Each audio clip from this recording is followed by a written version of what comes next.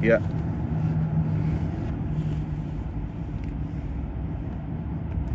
Assalamualaikum warahmatullahi wabarakatuh. Pagi-pagi teman-teman, apa kabar semuanya? Sehat selalu. Saya ingin ngobrol-ngobrol pagi ini dengan teman-teman sesuai dengan tema yang saya usulkan. Dan saya mengusulkan nanti kalau teman-teman ingin interaktif, kita ngobrol, saya siap untuk menjawab beberapa pertanyaan kawan-kawan. Tapi ini tentang cara kita mengurai kekacauan, gitu. Baik di dalam diri kita dan juga dari apa yang kita lihat di luar sana. Ya, karena kita nggak boleh menjadi bagian daripada kekacauan itu sendiri. Kita harus punya keyakinan bahwa paling tidak kita sendiri tidak menjadi bagian dari masalah. Maka ada dua masukan yang saya tuliskan di dalam judul yang penting untuk kita menjadi istilahnya pegangan, gitu. Kata-kata pertama yang saya kira terkenal itu mengajarkan tentang memulai dari diri sendiri, bahwa segala sesuatu itu mesti kita yang memulai dulu. Kita nggak bisa nuntut orang lain kalau kita tidak melakukannya. Makanya ajaran memulai dari diri sendiri itu sebenarnya orientasinya itu adalah tentang bagaimana kita hidup, bagaimana kita berperilaku kepada diri kita, dan bagaimana kita berperilaku kepada lingkungan sekitar kita. Intinya adalah kita memulai dari diri sendiri. Makanya sufi-sufi besar di dunia ini kan menganggap dunia ini nggak ada orang lain, ya kan, hanya dia dengan Allah semata, gitu.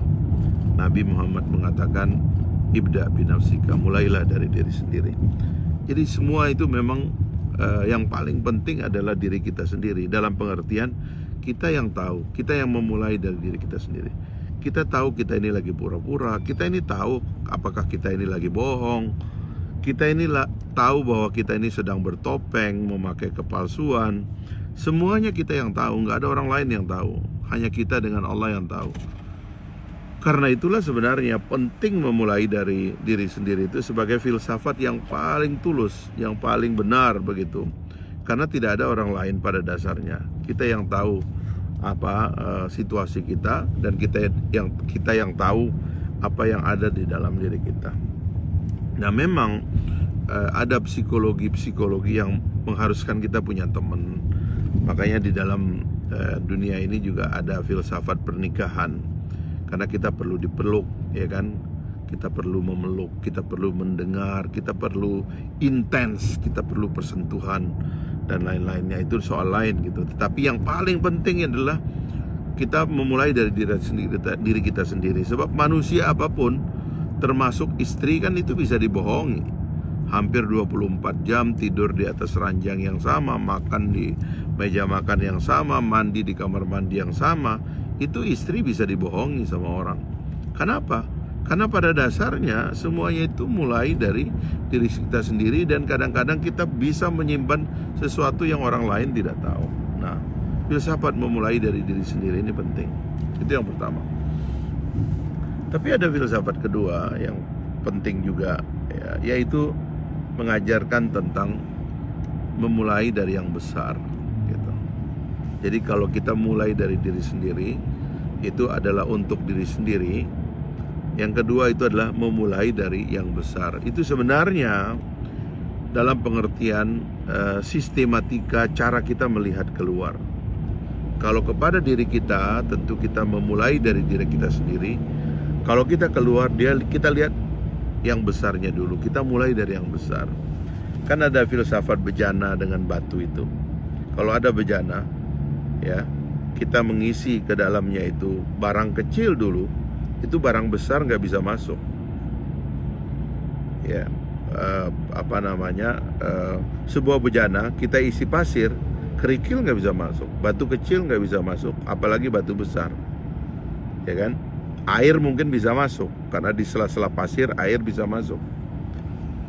Tapi coba kalau Anda isi itu dengan batu besar, maka di sela batu besar itu batu kecil bisa masuk, ya kan? Di sela batu kecil itu pasir bisa masuk, di sela pasir itu air pun bisa masuk sebagai benda yang paling kecil di situ. Nah, begitulah kita lihat sehari-hari dari kehidupan kita ini, ya kan? Kalau kita lihat, ya saya tidak menasihati pemerintah, tapi pemerintah itu harusnya dimulai dari melihat gambar besar dari persoalan. Semua yang kita hadapi itu mesti dimulai dari melihat gambar besar dari persoalannya. Problem COVID, problem politik, problem ekonomi, problem hari ini, problem hidup kita sendiri sebenarnya. Ketika kita disuruh untuk merenungi apa yang kita alami sendiri, kita memulai dengan melihat gambar besar apa sebenarnya problem dari hidup kita. Itu sebabnya di dalam hidup itu kan kadang-kadang kita wajib mendengar orang lain, dan kita harus dikelilingi oleh orang lain, oleh orang yang bisa berkata jujur tentang diri kita, supaya orang itu bisa memperlihatkan kepada kita gambar besar dari persoalan kita, dan apa yang mungkin kita nggak bisa lihat, orang lain yang bisa melihat. Nah, itu soal memulai dari yang besar. Saya tidak melihat, karena ini sebenarnya fungsi daripada pendidikan, ya, dan bagaimana kita dididik dan diajarkan gitu. Saya jarang sekali melihat di teman-teman kita, termasuk juga dalam politik, orang tuh mulai dengan melihat gambar besar gitu persoalannya, sehingga kemudian terjebak dengan pekerjaan-pekerjaan yang kecil, yang rutin, yang kadang-kadang itu nggak harus selesai. Makanya saya pernah untuk menyimpulkan gitu ya, apa sih yang sebenarnya dihadapi oleh bangsa kita ini dan pemerintahannya secara keseluruhan. Itu kan saya bilang saya bagi 3. Yang pertama itu dalam perencanaan, yang kedua itu dalam pelaksanaan, yang ketiga itu dalam evaluasi.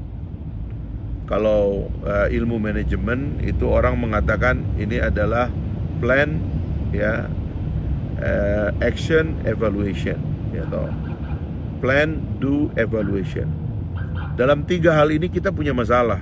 Kalau kita lihat hari-hari, coba Anda mulai sekarang coba lihat persoalannya itu dengan 3 kacamata ini gitu. Yang pertama itu problem kita adalah dalam plan. Kita ini tidak suka rencana. Ini bangsa yang perencanaannya lemah sekali. Kita itu tidak punya, apalagi yang disebut dengan strategic planning, long term planning. Merencanakan sesuatu untuk sekian tahun ke depan, untuk sekian lama ke depan.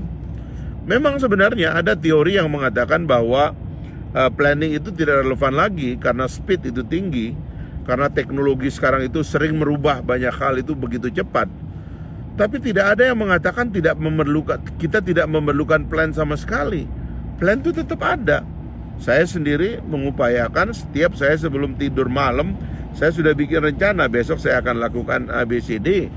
Sehingga saya tahu pagi saya melakukan apa. Saya mesti olahraganya dibikin agak pagi karena saya akan ketemu orang agak pagi.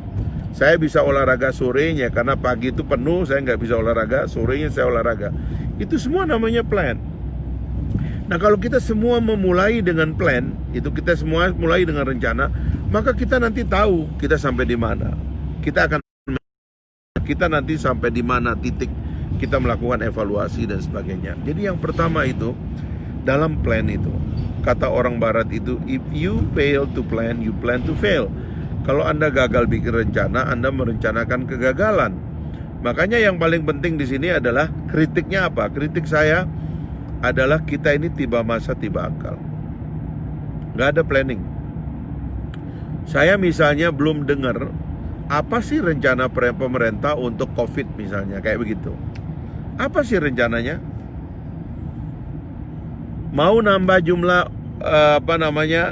mau nambah jumlah orang sembuh apa? Dari apa rencananya? Mau mengurangi jumlah terinfeksi apa rencananya gitu. Ini baru di dalam COVID nih yang sehari-hari ini kita secara kasat mata ngelihatnya. Tiba-tiba bentuk gugus tugas, padahal lembaga intinya sudah ada. Sebuah negara demokrasi seperti kita, lembaga itu semuanya udah ada, nggak ada yang kita karang belakangan. Semua ada by law, by constitution, by presidential decree, peraturan pemerintah, semuanya itu sudah ada. Jadi nggak perlu sesuatu yang baru. Tiba-tiba bikin gugus tugas. Di tengah jalan dia bilang gugus tugas itu mengorbankan ekonomi. Lalu bikin satgas. Satgas ini terdiri dari president man lah, all president man. Orang-orang yang dianggap bisa berkomunikasi rutin dengan presiden. Karena orang ini katanya akan menyelamatkan ekonomi. Bingung, tiba-tiba di tengah jalan Anies Baswedan ngerem, kaget semua. Ternyata yang meninggal tambah banyak. Bingung lagi, apakah bentuk ini baik? Saya dengar bentuk ini diprotes oleh pemerintah daerah. Sebab bentuk yang pertama dianggap lebih ideal. Bentuk yang kedua katanya nggak mengajak pemerintah daerah, berjarak dengan pemerintah daerah. Lalu ngerem apa lagi? Lalu tiba-tiba presiden mengatakan, oh sekarang dikasih tugas ke Pak Luhut untuk menangani 9 daerah. Memberi tugas itu tidak boleh pakai lisan, tetapi sebagai aturan. Kalau aturan itu dibuat seperti sebuah rencana atau implementasi dari sebuah perencanaan, maka ini perencanaan yang kacau. Setiap hari kita rubah rencana, tetapi setiap hari yang mati tambah banyak. Nah ini problem dalam planning. Belum kita nanya yang lain. Apa sih rencananya pemerintah ini dalam meningkatkan ekonomi rakyat? Apa sih rencananya pemerintah ini dalam membuat politik ini lebih enak didengar? Apa sih rencana pemerintah dalam memberantas korupsi? Apa sih rencana pemerintah dalam mengakhiri konflik di antara umat, ya kan? Apa sih rencana pemerintah ini bikin adem? Itu semua rencana-rencana yang kita nggak pernah dengar. Akhirnya gitu, tiba masa tiba akal. Nanti ada kejadian gitu, ini reaksinya. Nanti lama-lama dilupa. Ada reaksi kejadian begini reaksinya. Itu yang kita lihat hari-hari. Mulai dari revolusi mental, menteri lompat pagar, ya kan, AC dimatikan, nggak lagi makan biskuit, makannya itu rebusan, semua itu kita nggak tahu ini rencana apa. Awal-awal COVID ini, waduh rame sekali, cuci tangan apa segala macam. Lama-lama hilang juga. Tiba masa tiba akal. Itu penyakit yang pertama. Yang kedua, ini nanti saya jawab, ini ada beberapa pertanyaan penting. Memulai dengan yang besar. Yang kedua tadi itu tiba masa tiba akal. Yang kedua ini adalah sibuk dianggap sukses. Ini saya ulang-ulang terus ini, ya. Karena kita nggak ada rencana, akhirnya responsif. Responsif karena banyak masalah dianggap sukses. Santai karena nggak ada masalah dianggap gagal. Sibuk karena banyak masalah, karena nggak berencana dianggap sukses. Santai karena nggak ada masalah, karena kita sudah rencanakan itu penyelesaiannya, dianggap tidak sukses. Ini berbahaya sekali, ya. Orang kita itu terjebak sekali melihat kalau ada orang, ya kan, turun ke bawah, ya kan, masuk ke got, rantang runtung ketemu masyarakat, ya namanya belusukan apalah namanya itu, dianggap itu hebat, itu orang bekerja. Tapi kalau ada orang masalahnya nggak ada, selesai, dan dia akhirnya banyak diam, waktu untuk dirinya sendiri juga oke gitu. Itu orang nggak enak, nggak bagus tuh orang, karena nggak kelihatan tuh seradak seruduk kerajak gerujuk kesana kemari itu nggak kelihatan. Itu orang gagal tuh. Tapi orang udah gerabak gerubuk, masuk gang, masuk lubang, naik sana naik sini, dianggap itu sukses. Wah itu mantap gitu. Itu semua pekerjaan yang kita lihat hari-hari, padahal korbannya tambah banyak. Dulu saya mengkritik pemberantasan korupsi karena itulah kelakuannya. Kemana-mana itu sibuk tiap hari, tangkap sana tangkap sini, katanya korupsi tambah banyak. Loh, pekerjaan lembaga negara itu bukan membuat korupsi tambah banyak. Pekerjaan lembaga negara itu diem aja tapi korupsi nggak ada. Begitu cara berpikirnya. Karena ada systematical approach untuk menyelesaikan sebuah masalah. Itu yang kedua. Yang ketiga adalah dalam evaluasi, ya, citra dianggap sebagai kinerja. Inilah Akhirnya semua make up, ya kan? Karena gagal berencana, eksekusinya juga kacau karena tidak ada perencanaan tadi, tiba masa tiba akal, lalu kemudian sibuk dianggap sukses. Akhirnya adalah apa yang terjadi? Citra dianggap sebagai kinerja. Asalkan sudah bercitra, ya udah itu sudah cukup. Tidak penting kehidupan itu tambah baik, yang penting kita citrakan tambah baik. Tidak penting sesuatu itu selesai, tapi kita citrakan selesai. Bahwa nanti mangkrak, bahwa nanti nggak selesai, itu soal belakangan, dibongkar oleh pejabat belakangan. Tapi sekarang yang penting kita tunjukkan bahwa citranya kita sukses, citranya kita tuntas, citranya kita selesai. Tapi ternyata nggak selesai. Itu penyakit kita yang ketiga, yang terakhir begitu. Nah itu sebabnya kembali kepada filsafat kedua tadi, lihat gambar besar itu penting sekali. Supaya kita ini tidak sibuk dikerjain oleh isu-isu kecil. Ini kritik saya kepada semua orang, kepada pendukung Jokowi dan kepada penentang Pak Jokowi, sama penyakitnya. Penyakitnya adalah nggak bisa lihat gambar besar dari persoalan, gampang ngomel, gampang nyerang, gampang perang, tapi nggak punya strategi, nggak punya gambar besar. Kita ini dikritik terlalu lama katanya company ini di Republik ini 350 tahun nggak terusir, padahal itu cuma PT, BUMN mempersenjatai preman-preman 350 tahun. Kenapa? Nggak ada strategi, nggak ada gambar besar, nggak ngerti ngelihat persoalan besarnya.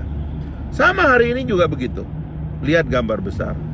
Itulah sebabnya teman-teman sekalian, dalam semua hal, dalam COVID ini, saya kan udah bilang ke Pak Jokowi, untuk melihat gambar besar ini apa sih yang perlu dilakukan. Pertama, gambar itu kita lihat dari data. Kita bisa ngelihat data nggak sih? Datanya itu yang bener, mapping dulu. Dari mapping tuh kita tahu.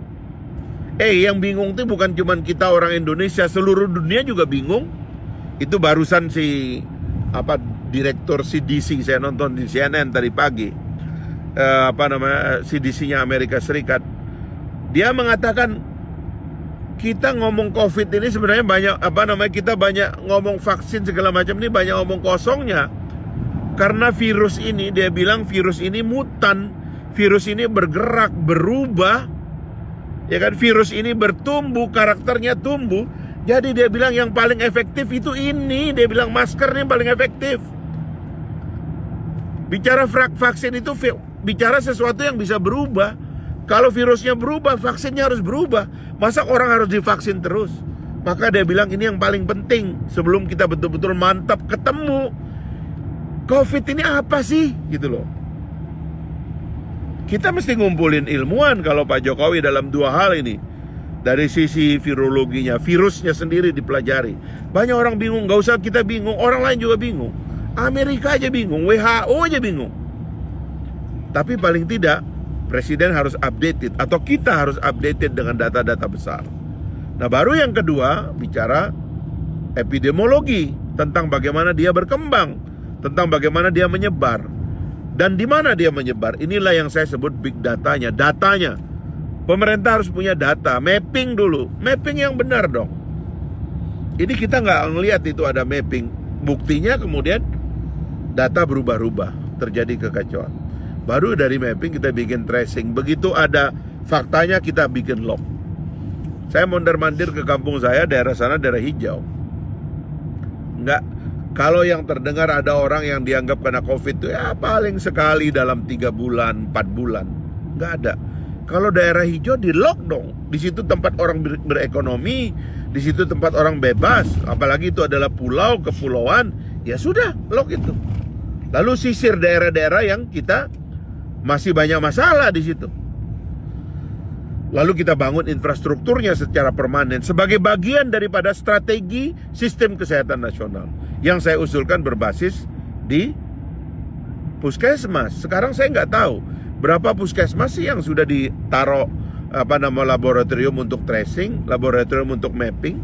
Berapa puskesmas sih dari 10.000 mungkin puskesmas di Republik ini yang ada PCR-nya? Kita nggak tahu. Padahal seharusnya kalau kita mau di masa depan masyarakat kita betul-betul updated kesehatannya, terlacak apa yang ada di balik skinnya, di balik kulitnya itu, darahnya, dahaknya, kotorannya kita tahu, maka masa depan kita adalah laboratorium, dan laboratorium itu basisnya harus di kecamatan, basisnya di puskesmas. Kita udah punya belum? Puskesmas kita tinggal ditambahin satu ruang, ada dokternya kok di situ. Dari zaman Pak Harto kan orang sudah diwajibkan satu puskesmas satu dokter. Sekarang kalau nggak salah satu puskesmas ada yang lebih dari 2 dokter. Artinya yang punya kapasitas untuk mengelola sebuah lab harusnya sudah ada. Sehingga tracing itu bukan cuma di kabupaten, apalagi di provinsi, apalagi di rumah sakit atlet. Sehingga penyebaran orang-orang sakit itu tidak berpusat di satu rumah sakit, tapi di banyak.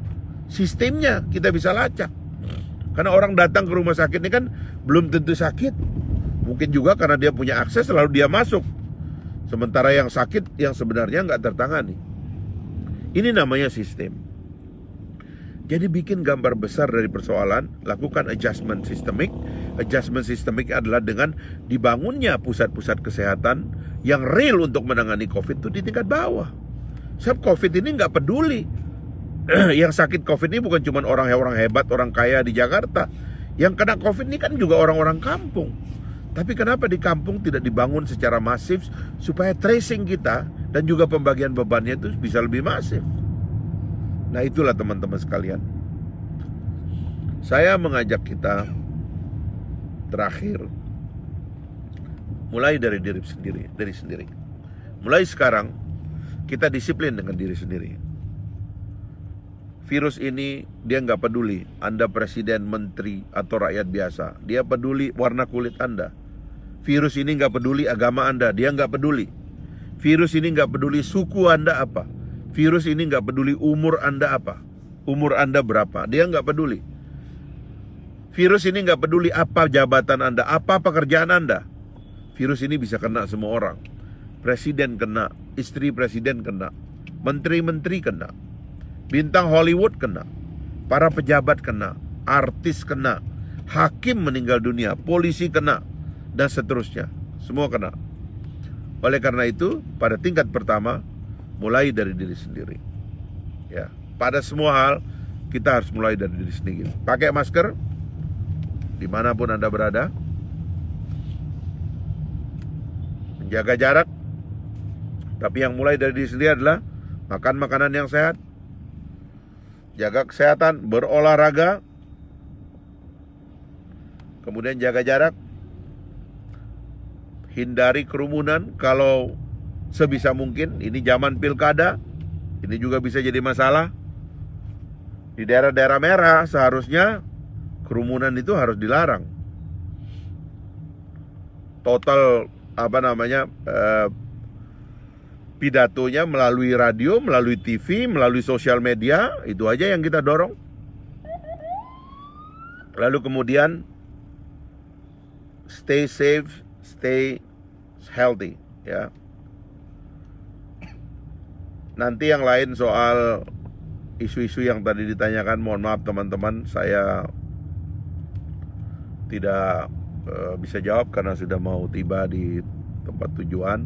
Terima kasih atas perhatian teman-teman. Ya, sekali lagi, mulai dari diri sendiri, lihat gambar besar. Mulai dari diri sendiri, lihat gambar besar. Jangan gampang responsif, jangan gampang marah, jangan gampang ditipu orang. Jangan gampang dialihkan, fokus. Ya. Sebab itulah yang akan membuat kita menuju tangga sukses kita perlahan-perlahan, satu demi satu. Tidak usah khawatir gagal, karena kegagalan adalah satu langkah menjelang sukses. Terima kasih. Assalamualaikum warahmatullahi wabarakatuh.